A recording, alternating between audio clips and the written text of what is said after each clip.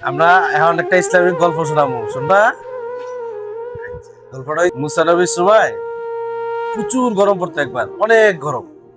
এই গরমের সময় সব উম্মতরা ধরছে মুসা নবীর কাছে, আল্লাহর কাছে দোয়া করতো যাতে গরমটা কমে যায়। হ্যাঁ, তো এই আল্লাহর কাছে গিয়ে দোয়া করছে মুসা নবী। প্রচুর গরম, গরম সে দোয়া করছে, দোয়া করানে আল্লাহ আরো গরম বাড়াই দিছে। তোমরা গরমটা কি আরো বাড়াই দিছে তোমরা জানো? আচ্ছা, গরমটা বাড়াই দিছে আল্লাহ। মুসা নবী যখন দোয়া করছে সবার একসাথে বৈশা, যে আল্লাহর কাছে দোয়া করছে, এটা একজনের ভিত্তি অনেক একটা ফাফিয়া ছিল, যে 70 বছর একটানা ভাব করছে। এক বড় ফাফিয়া ছিল এলাকা, তার তার লাগে আল্লাহ তার দোয়া কবুল হয় না। পরে গরম তো আবার বাইরে গেছে।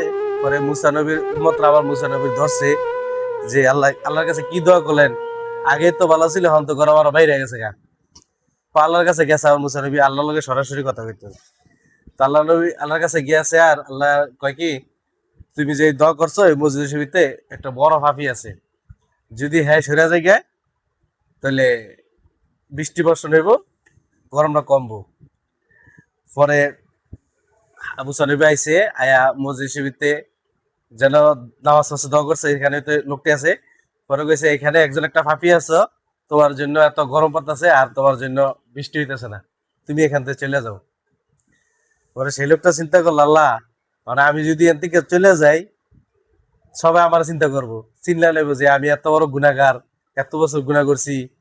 মানে এত বছর যদি তুমি আমার গুনাহটা গোপন করছো, আজকে আমার গোপনে মাফ করে দাও। পরে সে আল্লাহর কাছে মনে মনে অনুতপ্ত করে আল্লাহর কাছে অনেক কান্দাকাটি করছে। কান্দাকাটি করে ভরা করে আল্লাহ মানে মাফ করে দিছে, তাতে বৃষ্টি হয়েছে। পরে মুসানবী মুসানবী কইতেছে আটকা আটকা। পরে মুসানবী পরে ওই লোক আল্লাহর কাছে তোমার পড়ছে মতামতে, তোমার পরে আল্লাহ মাফ করে দিছে, যে আল্লাহ এত বছর যদি গোপন রাখছো, এখন গোপন আমার ক্ষমা করে দাও, আমি আর গুনাহ করব না।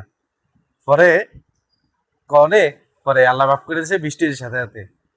বৃষ্টি পরে আল্লাহ অনেক উম্মতরা সবাই ধরছে মুসানবী, যে আল্লাহ আপনি কইলেন একটা গুনাহগার আছে, ছেলে তো গুনাহগার তো জানা, বৃষ্টি হইতেছে।